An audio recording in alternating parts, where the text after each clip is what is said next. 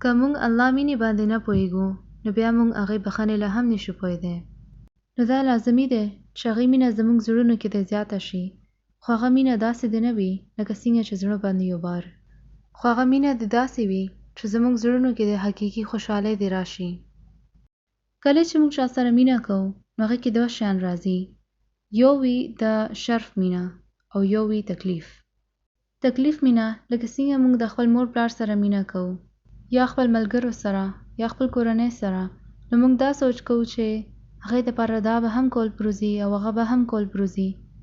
نو د دې معنی دا نه دی چې موږ هغوی سره مینه نه کوو، خو وخت سره دا زموږ لپاره یو تکلیف جوړ شو. نو په دې غور کول پکار دی چې کله د لمانځه وخت شي نو زموږ زړه کې خوشحالي راځي او که خفګان. آیا ستاسو زړه کېږي چې سمدستي پاسم او مونځ ولولم؟ یا بیا تاسو سوچ کوئ چې دا ډرامه خلاصه شي نو بیا پاسم مونځ کوم یا دا کار وکړم نو بیا کوم؟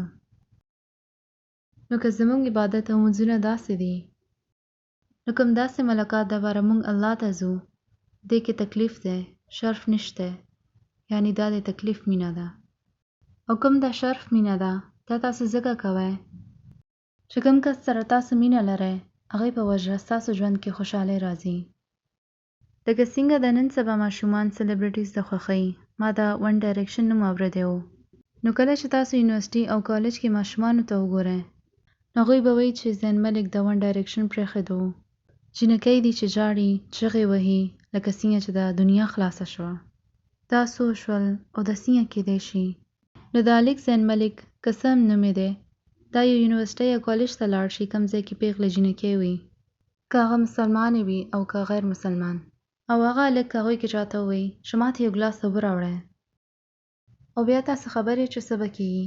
هغوی ټولې به دا وایي چې زه دا اوبه راوړم.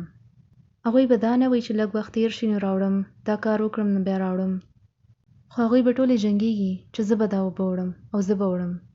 او که هغې ګډوډۍ کې چا یو نه هغې بوټانو باندې هغه اوبه توی شي نو بیا به هغه پخپله هغې بوټان به هم پاکوي. نو داسې ولې دی؟ ځکه چې هغه شرف لري. که هغې ته خلک وویني نو خوشحاله شي. نو آیا داسې مینه موږ ته زموږ مور پلار سره شته؟ او یا بیا هغې خدای سره شته کوم چې ټولو کې زیات شرف لري؟ که موږ د الله په اړه سوچ کولو سره هم خوشحاله کیږو نو بیا به زموږ زړه پخپله غواړي چې موږ د هغې دین کار وکړو. که زموږ دا خوښوي چې زموږ د هر ورځ او هر وخت الله ته یادولو کې دې تېرېږي، نو بیا به موږ داسې سم کار به نه کوو کوم نه چې الله خفه کېږي. چېرته هم داسې کار به نه کوو کوم د لاسه موږ الله نه لرې شو. موږ به مونځ کې خوشحاله یو او موږ به په انتظار یو چې مونځ وخت به کله کېږي.